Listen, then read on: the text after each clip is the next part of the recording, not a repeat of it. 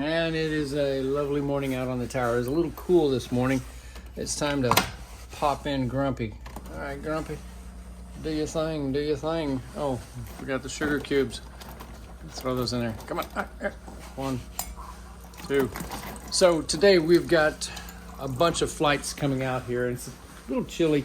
The wind blew like a bat out of hell last night. The waves have settled down a fair amount. You can see that they are really very mild now. Yep, just 4s, give or take. And get my coffee going.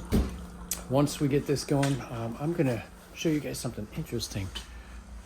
Get those guys over there. I'm gonna explain what they're doing over there in just a second.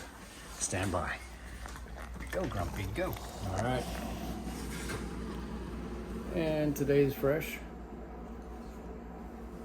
Oh, so nice. Fresh cup of Frying Pan Tower Signature Blend coffee is delicious. So the guys are over here doing their thing. We've got the camera right there.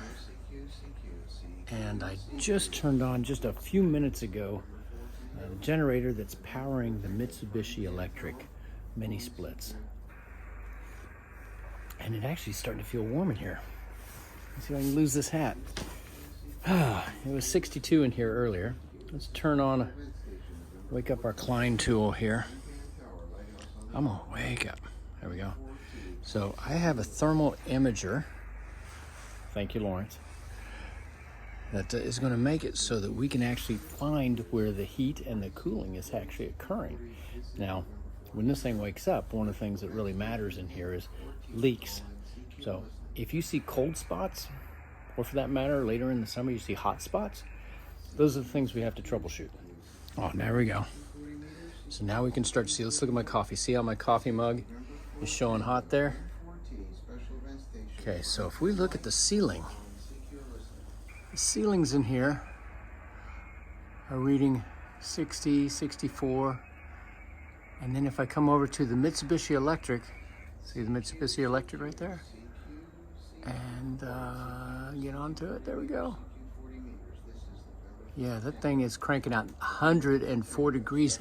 That is 104 degrees out of the ambient air outside. What an amazing thing. So I'm gonna be able to take off this jacket here in just a second. Meanwhile, these guys are here, and guys, we've got this table. It's full of all this. I can barely plug it in. What do you guys got going on here?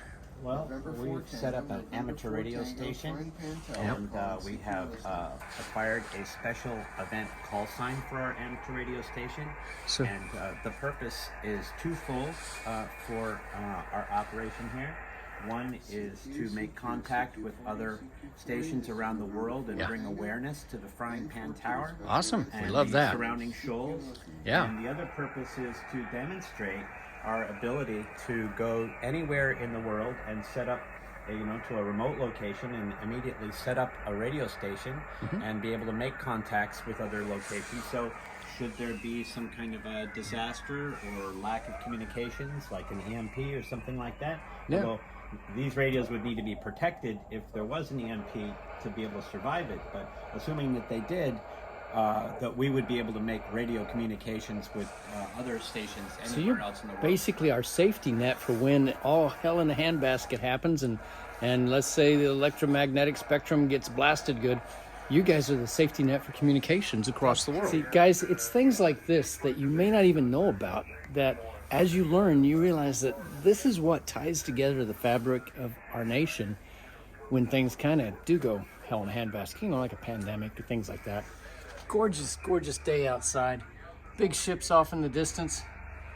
3 or 4 helicopter rides coming in. I am getting toasty because of the Mitsubishi Electric. That's amazing.